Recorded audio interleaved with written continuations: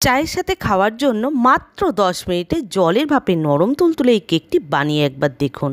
একদিকে চা বসিয়ে আরেক দিকে জলের ভাপে 10 মিনিটের মধ্যে এই কেকটি আপনারা যে কেউ তৈরি করে নিতে পারবেন। এই কেকটা তৈরি করতে আটা, ময়দা, তেল, বাটার, ঘি কোনো কিছুরই প্রয়োজন পড়বে না। ঘরে থাকা একদম কম উপকরণ দিয়ে এই কেকটি যে কেউ বানিয়ে ফেলতে পারবেন। আর গরম গরম চায়ের সাথে এই কেকটা খেতে দারুণ লাগে। একবার এই কেক খেলে বারে বারে মন চাইবে খেতে, এতটাই সুস্বাদু হয়। জলের ভাপে কেকটি তৈরি করার জন্য এখানে আমি একটা বড় মিক্সার জার নিয়ে নিয়েছি, আর ওই জারের মধ্যে 200 গ্রাম সুজি নিয়েছি। এটা আমি একটা বাটি মাপ করে নিচ্ছি, আর এইটা তৈরি করার জন্য একটা বাটি মাপ করে নেবেন। এবার ঢাকনাটা চাপা দিয়ে সুজিটা হালকা গুঁড়ো করে নিচ্ছি।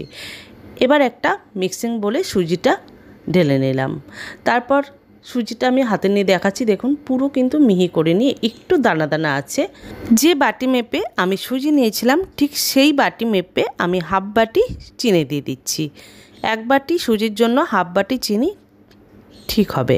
তারপর ওই বাটি মেপে হাফ বাটি টক দই আর একদম সামান্য পরিমাণে লবণ দিয়ে একটা হ্যান্ড উইক্স দিয়ে ভালো করে মিশিয়ে নিচ্ছি।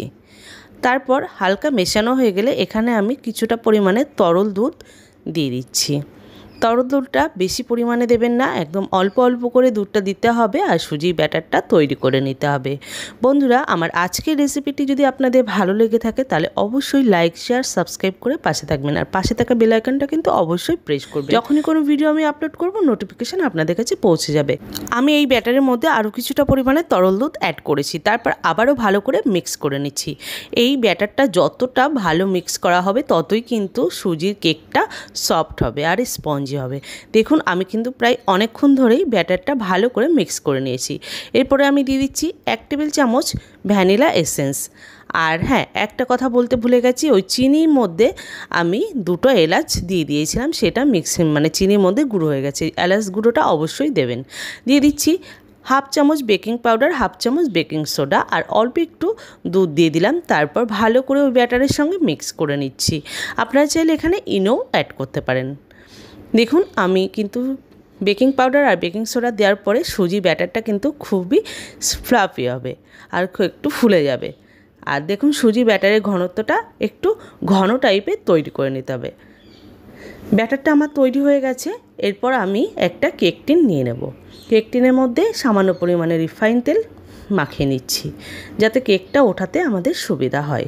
অবশ্যই করে তেলটা মাখিয়ে নেবেন। বাড়িতে কেক টিন না থাকলেও আপনারা ছোট স্টিলের থালা বা স্টিলের বাটিতেও এই কেকটা তৈরি করে নিতে পারেন। এবার কেকের ব্যাটারটা ওই কেক টিনের মধ্যে দিয়ে দিচ্ছি। তারপর হালকা হাতে আমি একটু ড্যাব ড্যাব করে নেব। ভেতরে যদি বাতাস থাকে তাহলে সেই বাতাসটা বেরিয়ে যাবে।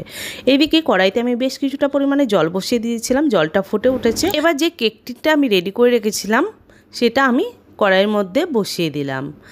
এবার ঢাকা চাপা দিয়ে আমি 10 থেকে 12 মিনিট এটা ভাপিয়ে নেব। 10 থেকে 12 মিনিট হয়ে গেছে, আমি এবার ঢাকনাটা উঠিয়ে নিচ্ছি। ঢাকনাটা উঠিয়ে নিলাম, তারপর একটা টুথপিক নিয়ে নিয়েছি। এবার দেখে নেব কেকটা হয়েছে কি না। দেখুন একটা টুথপিক নিয়েছি, আর টুথপিকটা একদম পরিষ্কার এসছে, তার মানে আমাদের কেকটা পুরোপুরি রেডি হয়ে গেছে। কেকটা আবার একটু ঠান্ডা করে আমি ডিমোল্ড করে নিচ্ছি। আচ্ছা বন্ধুরা, কে কোথা থেকে আমার এই ভিডিওটি দেখছেন অবশ্যই কমেন্ট করে জানাবেন, তাহলেই তো আমি আপনাদেরকে ধন্যবাদ জানাতে পারবো। এবার কেকটা ঠান্ডা হয়ে গেছে, একটা ছুরি দিয়ে সাইডগুলো ছাড়িয়ে নিলাম। তারপর একটা থালার উপরে কেকটা ডিমোল্ড করে নিচ্ছি। দেখুন কত সহজেই কেকটা বেরিয়ে আসলো। এবার আমি একটা ছুরির সাহায্যে কেটে নিচ্ছি কেকটা। আমি নিজেদের পছন্দ মতোই কেটে নিচ্ছি। লম্বা লম্বা করে প্রথমে পিস করে নিচ্ছি, তারপর মাঝখান বরাবর একটা পিস করে নেব। চৌকো আকারে আমি কেকগুলো কেটে নিচ্ছি, আর দেখেই বুঝতে পারছেন কতটা নরম হয়েছে। এই কেকটা বানাতে আটা, ময়দা, তেল, ঘি কিছুরই কিন্তু প্রয়োজন পড়লো না। খুব সুন্দরভাবে সফট জালিদার কেক তৈরি হয়ে গেল। আর চায়ের সাথে খেতে এই কেকটা তো অতুলনীয়, এতটাই সুস্বাদু হয়েছিল। দেখুন কত সুন্দর হয়েছে দেখতে। আর আমি একটা আপনাদেরকে ভেঙেও দেখাবো কতটা নরম আর স্পঞ্জি হয়েছে।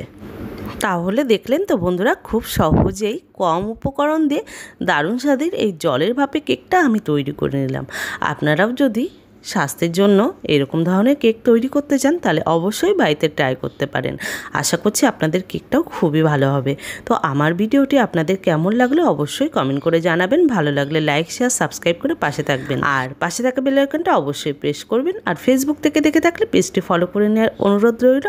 সবাই ভালো থাকবেন, সুস্থ থাকবেন, ধন্যবাদ।